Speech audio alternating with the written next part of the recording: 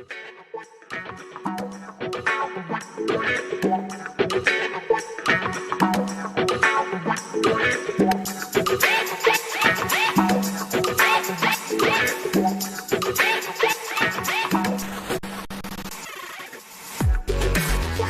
welcome to Phil's Gang YouTube channel, the Unfolding the Stock Market Crash.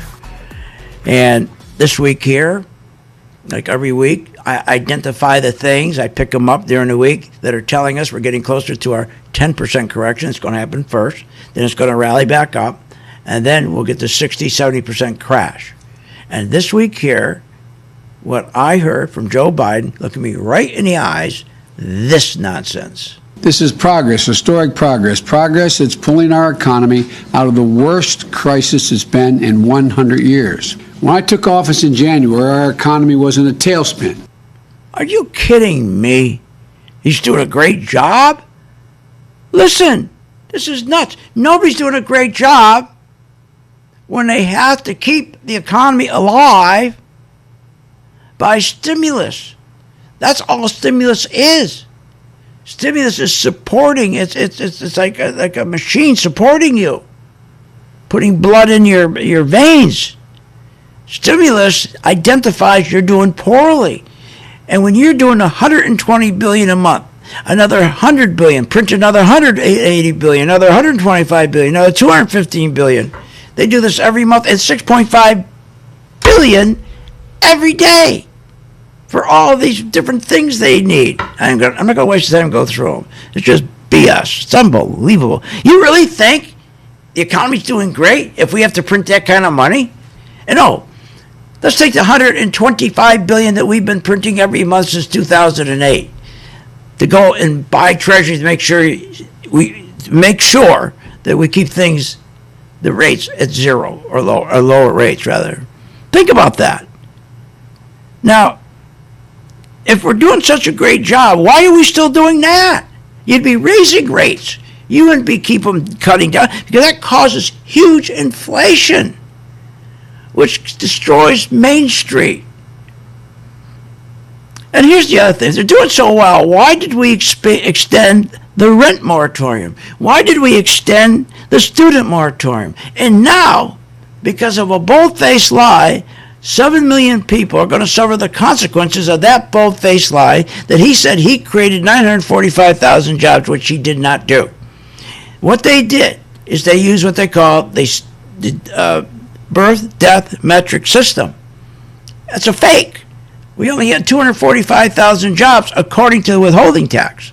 And they always tell the truth, the withholding tax. Everybody's got to have the withholding tax taken out, right? But he claimed 945,000. That makes no sense. Here, look over here. How can we be doing well, okay, when you have 400,000 people applying for unemployment every week? 400,000, and you're claiming you got 945,000 people, almost a million people that are I can't say I get so mad, that are getting a job? He says he's got, remember, we got 10 million jobs unfilled right here, 10 million. We got 7 million people who in September are going to lose their $300 subsidy. They're going to lose those checks. How, if they lose those checks, they're screwed. And here's the problem. Because they lied and they said they're creating 945,000 jobs, guess what the problem is? Nobody's going to support, like they did, remember, the extension of rent, the extension of student loans. They're not going to extend to 7 million. No, they're not. This is crazy. So that's going to make the economy even worse. Look, I told you last week, when you have debt to the economy of 85 trillion, 370% of GDP, and it's up 40% in 12 months, debt to GDP up 370%. You have debt before the QE was going up 15% faster than the economy. Now it's going up 60% faster than the economy.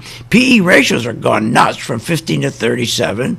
And the fact is that we had our manufacturing peaked, our new orders peaked, our production peaked, and employment peaked all in March and April of this year here. And you can't buy stocks when you have valuations. Before the QE and all this printing of money, we had valuations that were 50% of the economy. Today they're 209% of the economy. What are you, nuts? That's crazy.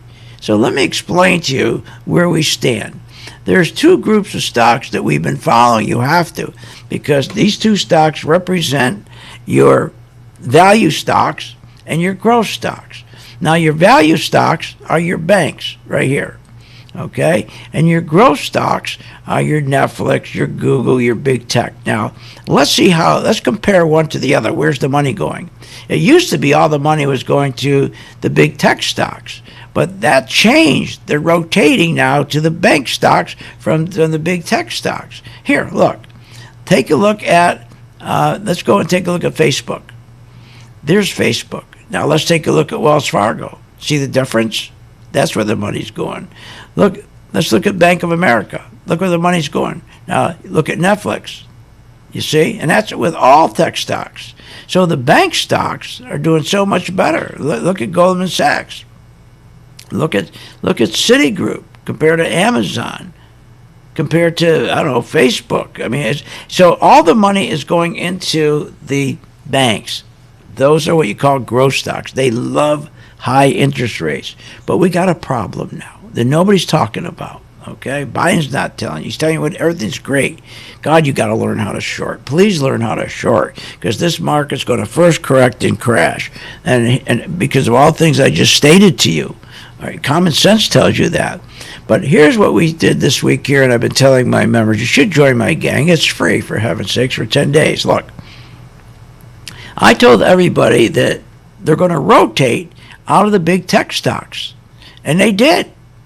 They wrote it out to big tech stocks, and they went to the bank stocks right here. See the difference? Tech, and here's the banks. So you can see where the money's going, but there's a problem. Take a look over here. Even the bank stocks rotating to the bank stocks, the volume is too low. Energy's too low. So here's what I think is going to happen. I think the bank stocks are going to reach a peak, just like everything peaked in manufacturing and new orders and production, employment and wages.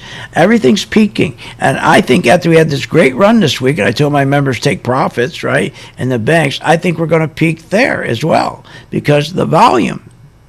And I think what's going to happen with the big tech stocks, I think the same thing. I think that they've already peaked, the big tech stocks. Look, they've already peaked. I think we're going to go into an area of stagnation for a while with both the big tech and both the banks. That's where we're going. Now, what does that mean when you do that? That means things are bad. Because what that means is the plunger team is going to continue to come in, and they're going to keep on propping up both the value stocks and the bank as long as they can. But it won't work. Because why? Because we got too much debt. And we got 400,000 people that are collecting unemployment. And we reached the end of our road. That's why. You can't keep printing this kind of money and creating this kind of inflation that's destroying Main Street.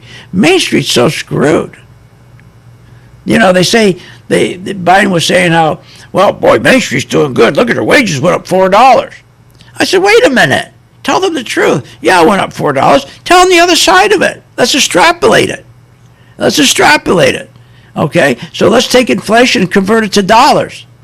Well, they went up, wages went up $4 annually.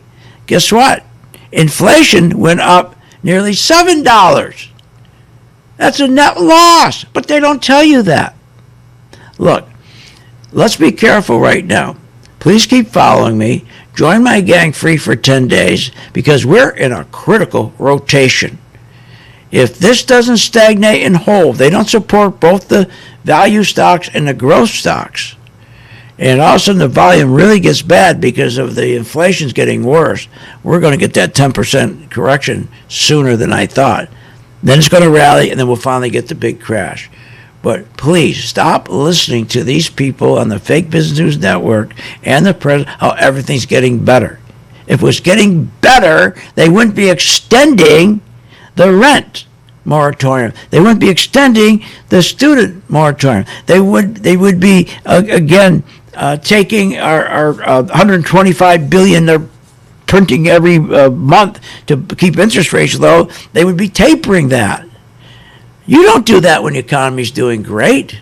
You raise rates when the economy's doing great. All right. Please do me a favor. Please subscribe. Please hit like. And please hit share. And please join my gang for 10 days free. Try this fantastic color-coded chart where it also tells you, and most people don't know this, look at this. It also tells you, okay, that call to action. See how it turned yellow right here? See, if I take this off, if you're in this stock and money is pouring out, in your stock, you don't have a chart like this. You better not, because this is patent. But look what happens when this little guy right here, okay, will turn yellow. It will turn yellow. It will give me a warning. It gives me a warning, call to action, that this could start selling off. Money is pouring out of this thing. Do you get that? Of course you don't. Okay, but join my gang free for 10 days and you'll try this. It works. It works. Okay. All right. And please, anybody in a 401k, I'm begging you, don't worry about that stupid match. You don't get it anyways. Please buy this S&P 500. You make so much more money. Hey, I'll see you on the charts. philsgang.com. Join my gang free for 10 days.